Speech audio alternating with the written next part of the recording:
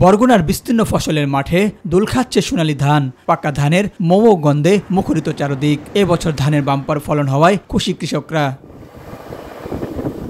সকাল সন্ধ্যা ভোর ধান কাটা ও মারায় ব্যস্ত সময় পার করছেন কৃষকরা। বাজারে ধানের দাম ভালো থাকায় দ্বিগুণ লাভের আশা তাদের। ফলন ভালো হয়েছে, বেশ সুন্দর ফলন হয়েছে, সমস্যা নাই।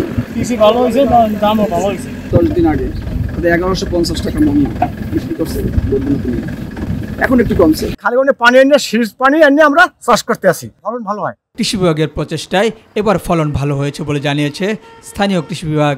প্রায় 9000 কৃষকের মাঝে আমরা প্রণোদনা দিয়েছি এবং পাশাপাশি শুধু বোরো ধানের জন্য প্রায় আমরা 3000 কৃষককে আমরা সার এবং বীজ সহায়তা দিয়েছি, যেটা এই আমাদের বোরো চাষের বৃদ্ধিতে একটা সহায়ক ভূমিকা পালন করেছে।